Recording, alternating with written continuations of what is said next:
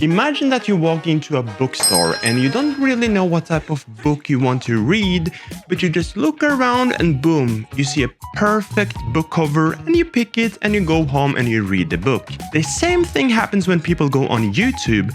They search for something and they find the best book cover, the best YouTube thumbnail. And in this video, I'll teach you guys the same thing, what to look for, what to do, what to not to do when you are creating your YouTube thumbnail. It doesn't have to be rocket science. You need to try and you need to fail and you need to try again. If you have been on YouTube, the chances are that you have seen this thumbnail right here. It's a Mr. Beast Squid Game video. It's the most popular video on his channel and one of the most popular non-music videos on the platform. And I want to improve myself, so I did a bunch of research, not only on just this thumbnail, but a bunch of thumbnails. What's clickable with this thumbnail? How can I apply the same techniques and skills to my own thumbnails to make my videos pop a little bit more and make new viewers want to click on my video? If you have been watching some of my videos before, I always tell you guys to create your YouTube thumbnail first, because then you get a visual idea of what your video is gonna be like. And the viewer don't feel so clickbaited and fooled when they are clicking on your video. It's really important that your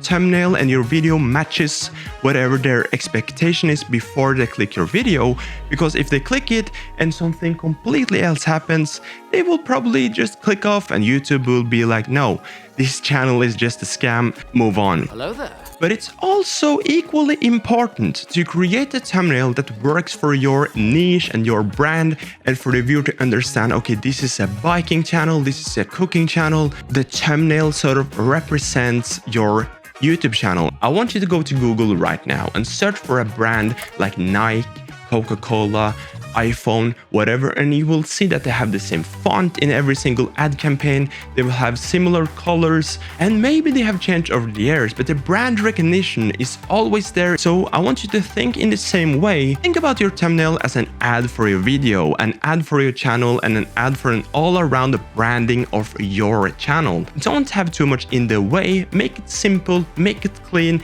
If you add text, make sure that it's really visible. It's not a complicated font to read. It stands out. Remember this. It can be really hard to stand out on YouTube. A bunch of people are making the same type of content that you are making, and you want the viewer to understand why you have a unique voice and why you have a unique twist on the thing that you are making videos on, because it's really hard to make a video on something that is brand new on YouTube that nobody has made a video on before. So if you have a better thumbnail game, you can stand out and people will click your video even though you have a lower subscriber count and a lower viewer count.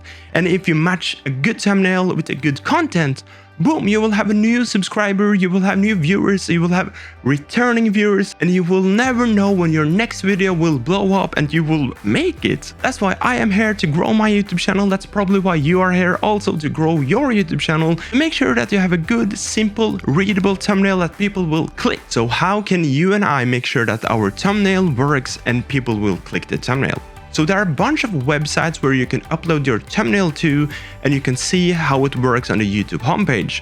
I have done a bunch of times is to download a thumbnail into Photoshop and try to recreate the thumbnail bit by bit and just replacing it with my own picture in my own font, so I can learn from it and understand how they built the thumbnail. But then I try to twist it. I try to make my own twist and make it a bit more personal.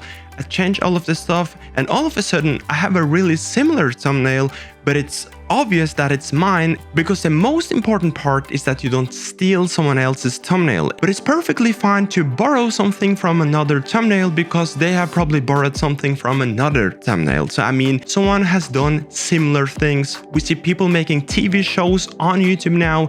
They just take the TV show, make a little twist on the TV show, and they make their own YouTube video and their own show sort of thing. So YouTube have been working on this A/B testing for YouTube thumbnails, where you can upload 3 different types of thumbnails and YouTube will randomly test out your thumbnails to see what works and what doesn't work for you, so you can get more views. Even though the A/B testing for thumbnails are in beta and are really limited, I will still encourage you to make 3 different types of thumbnails yourself so you can practice and you can switch them out manually and see what works and what doesn't work. YouTube has also been talking about YouTube and YouTube TV, so I think it's important to use high-resolution pictures when you're creating your thumbnail so it can be viewed on the TV in high quality. I have also seen that when you're pausing your video, the thumbnail just gets really big, even though it's not super necessary to have a super high quality picture.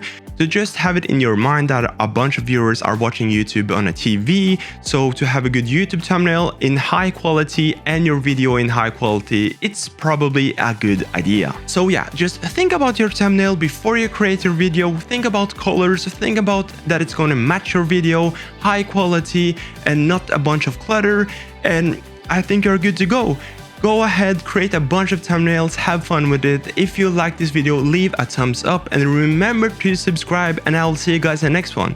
Esbjørn, peace out, bye bye, goodbye, bye bye bye.